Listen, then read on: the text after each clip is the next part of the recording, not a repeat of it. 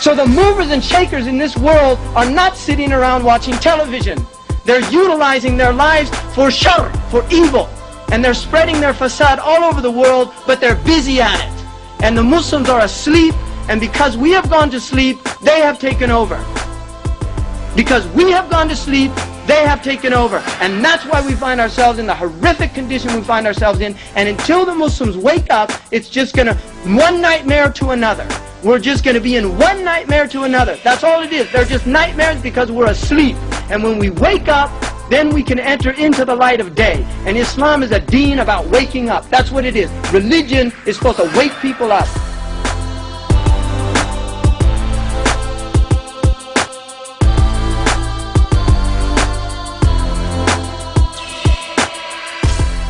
I mean, this is not a joke. This is reality, people. There are people that want to keep you asleep. If they don't use the drugs of white powder, they'll use the drug of television, they'll use the drug of their mass media, they'll use all these drugs, but they're going to keep you asleep because they fear the day that you wake up. That's what they fear. And you should be very well aware of that.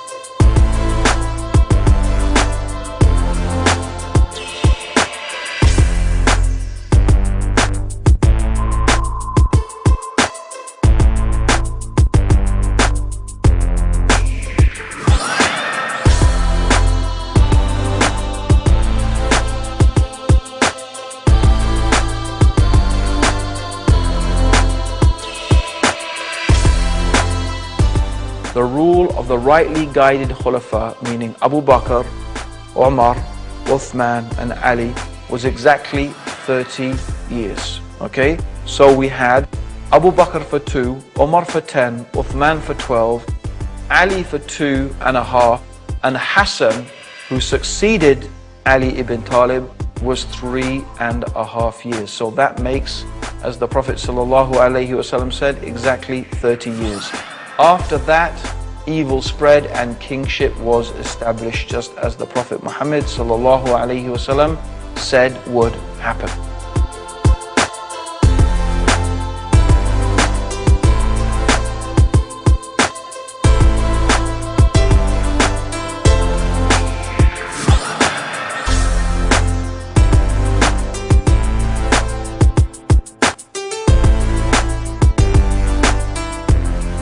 Where is Khorasan? Khorasan in the time of the Prophet ﷺ has been researched by the eminent Pakistani scholar Dr. Israr Ahmad, and he has explained that Khorasan is that territory which extends from northwest Pakistan, the Pathan belt, northeast Iran, the whole of Afghanistan, and the territory north of Afghanistan. But clearly Afghanistan is in the heart of Khorasan. This territory has one thing distinctive about it, that Europe could never colonize the heart of Khorasan. The British tried when Britain was the ruling state in the world, and the British failed. And then the Russians tried when they had the superpower, the Soviet Union. And after 12 years, the Russians failed. And guess who is trying now? The war in Khorasan has just begun, Mr. Bush. I believe it is that army which will be unstoppable until it reaches Jerusalem.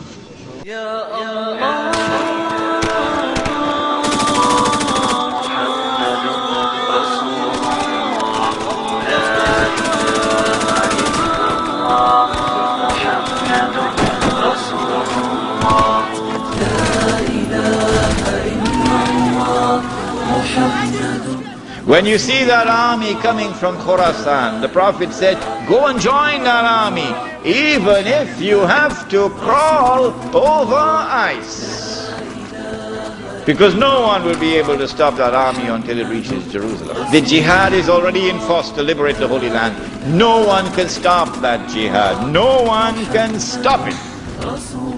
The jihad is already in force to liberate the territory from where the army will come, from Khorasan.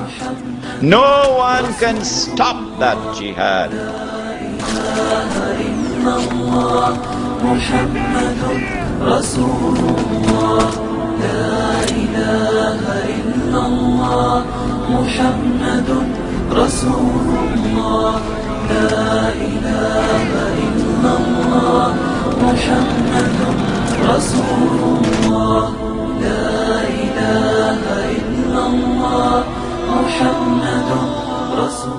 Al-Mahdi cannot emerge until Israel has become the ruling state in the world. Al-Mahdi cannot emerge until Dajjal has completed his mission. Al-Mahdi cannot emerge until the state of Israel has ruled the world for a day which is like a week. Al-Mahdi cannot emerge until the water has dried in the Sea of Galilee. So stop these foolish questions. As he approaches Mecca, people are going to come out to him, so this has to be a well-known person, not some obscure non-entity, a well-known person. When the people of Mecca come out to him, they'll force him to accept the bay'ah, the oath of allegiance which legitimizes the leadership of the Amir al-Mu'mineen, bay'ah. He will accept the bay'ah at the Kaaba and then proclaim himself to be Al-Mahdi. It is only then that you would know that Al-Mahdi is here. But after he proclaims himself Al-Mahdi, he's going to be attacked from an army, with an army from Sham. That army comes down to the south, and armies are under the control of governments. And when that army is between Medina and Mecca going down south, the earth is going to open and swallow that army. That is the sign of all signs, beyond a shadow of a doubt, validating the claim of this man that he is the Mahdi. When Darul Islam is restored in the Arabian Peninsula, this is now the most dangerous and potent of all threats to the state of Israel. Dajjal will now attack. He's now in a day which is like our day. And so we'll see him, a Jew, a young man, powerful, built, curly hair. But I'm not saying anything about his eyes because you understand the hadith about the eyes now. The Jews are rubbing their hands. We got them now. There's no escape. We got them. We have them in our sights now. At that last moment, the Son of Mary comes down, with his hand resting on the wings of two angels. As the Son of Mary comes down in the masjid, Imam al-Mahdi says, here he is, this is the Son of Mary. And then the Son of Mary responds and identifies himself. Imam asks him, you lead the salat? He says, no, you are the Imam, you lead. After the salat, then the confrontation takes place between the false Messiah and the true Messiah. And the false Messiah is killed, and then Gog and Magog are destroyed, the Sea of Galilee is dry, and after Gog and Magog are destroyed and Dajjal is killed, now the state of Israel is without any support.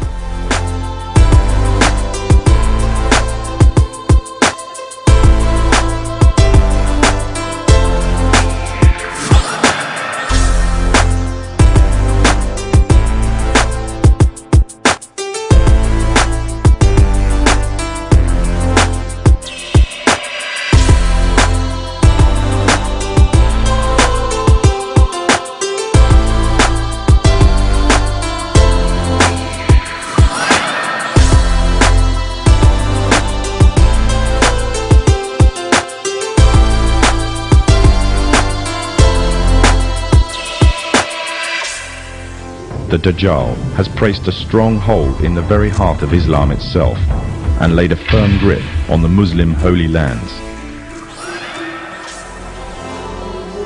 But although they plan, Allah also plans, and Allah is the best of planners.